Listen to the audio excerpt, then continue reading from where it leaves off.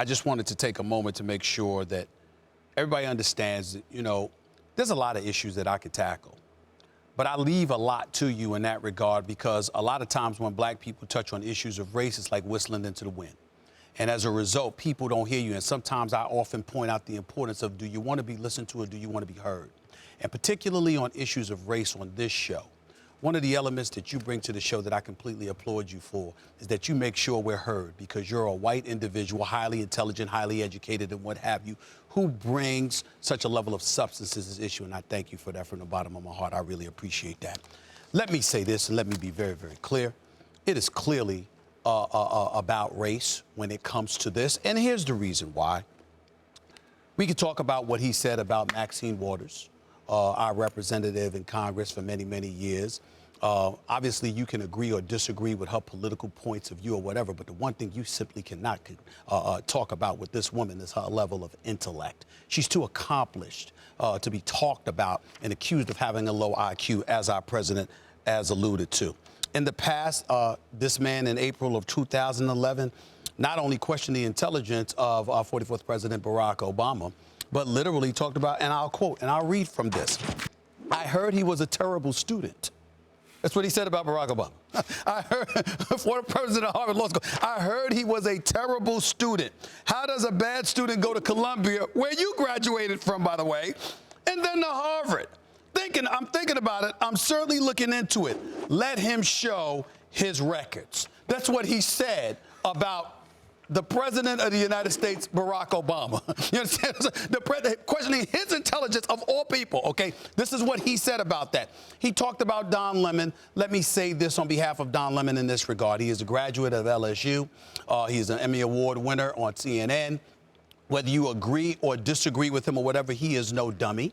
He does not deserve to be talked about that. And as an African-American in this country, the paucity of voices that exist in our nation, the reality of the situation is that he's one of the leading voices in our community, along with folks like Joe Madison, Karen Hunter, Dr. Michael Eric Dyson, and many, many others who I respect the hell out of.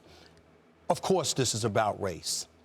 It's not all about race, but certainly that is a profound portion of all of this, because when the president talks about everybody else, even when he's talked about Senator Chris Cuomo for CNN, he called him a chained lunatic. Stephen Colbert, a no-talent guy. He's talked about other white individuals who are contemporaries of ours in this business, but at no time did he question their intelligence. He insulted them.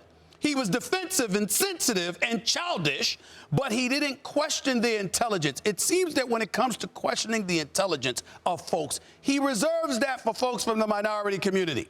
Now, why would he do that? Of course, race has something to do with it. But here is the one thing, and I'm not going to fault LeBron James for this, because clearly he's done nothing wrong. You know, the I Promise initiative and all the things that he's done for the kids in Akron, Ohio, and beyond. He's to be not just respected, but deeply appreciated and revered for it. But here's a challenge that I would articulate to the LeBron James of the world, or any professional athlete who wants to speak about this president. Be clear about what you're talking about here. Because just saying that he's divisive is no longer good enough, because he has a constituency, Max, a base that he's feeding, as you so eloquently pointed out. Of course, he brings this up on a weekend when he essentially admitted to collusion. Okay, so of course that's when he brought this up, because we're talking about Don Lemon and LeBron James instead of collusion with Russia. Of course, he'll bring it up now when we're talking about tariffs and you got Republicans beefing with him because they think it's detrimentally affecting the economy. Of course, he brings it up now when we're talking about LeBron James and Don Lemon instead of those tariffs, and how farmers, as governor of Ohio, John Kasich, went on this week with George Stephanopoulos and articulated, you've got farmers not interested in welfare like the $12 billion he gave to them. They're interested in trade, not welfare. And so when you look at it from that perspective, and these are the kind of substantive things that we could be talking about, then he tweets about LeBron James. Then he tweets about Don Lemon. Then he alludes to the absence of intellect that supposedly black folks have. And obviously it's feeding a constituency. So these are the kind of things that we need to pay attention to. And what I would implore the athletes and anybody else who feel the need to attack him, you're playing yourself in this regard.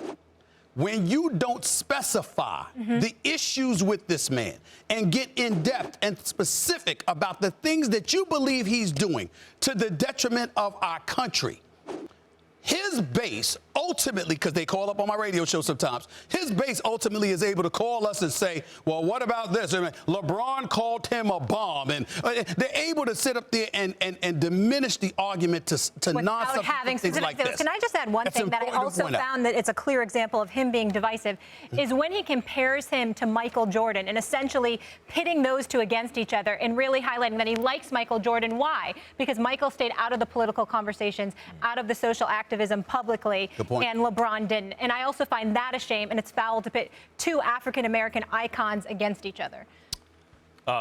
The other thing, of course, and it goes without saying at this point, I suppose, but this is not the way political leaders behave.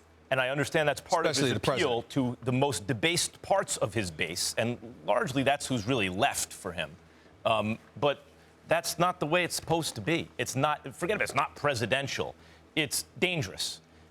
If a public figure deals in an ad hominem attack, as LeBron James did against Donald Trump, and calling him a bum. And by the way, one of the kind of rules of thumb in media is when you comment about someone, comment on about a specific piece of their behavior. If you find an opinion stupid, don't call them stupid. Say what they said is stupid. Right. But I think LeBron James is legitimate if he can point to so many pieces of behavior and say this is deplorable behavior. Eventually it's okay to call the person himself deplorable. Now, even if a public figure like LeBron James does that to a sitting president, a sitting president doesn't go on social media. They're held to a higher standard. But of course. But in Trump's case, he's not even held to the standard that everyone else in public life is held. Listen, a child is told not to name call. We're talking about name calling and bullying.